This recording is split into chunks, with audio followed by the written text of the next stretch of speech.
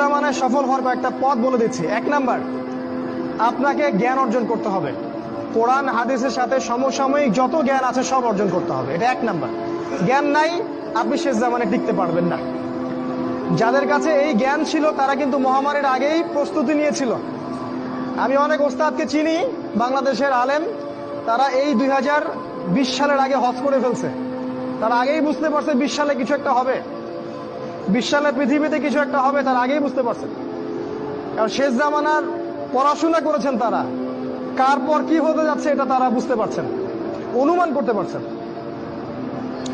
তাই জ্ঞান ছাড়া আপনি শেষ জামানায় টিকতে পারবেন না ভাই। জ্ঞান অর্জন করুন, 1 নাম্বার। 2 নাম্বার, জ্ঞান অনুযায়ী আমল করেন। যতটুকু জেনেছেন আমল করেন, কালকের জন্য অপেক্ষা করবেন না। আজকেই নামাজ শুরু করে দেন, দেনা পাওনা থাকলে আজকেই মিটিয়ে দেন। আজকেই পরিবারের সবাইকে ডেকে ওয়াজ করেন, নসিহত করেন যে দেখো সামনের দিনগুলো ভয়ঙ্কর, আমাদের জীবনকে গোছাতে হবে, যা করেছি তওবা করে আল্লাহর কাছে ফিরে আসেন। আল্লাহ পাক গফুরুর রহিম, আপনি তওবা করে এই মাত্র চলে আসেন, আল্লাহ মাফ করে দিবেন ইনশাআল্লাহ। আপনাকে আল্লাহ পাক পরীক্ষা করবেন আপনি সত্যিকার তওবা করেছেন কিনা।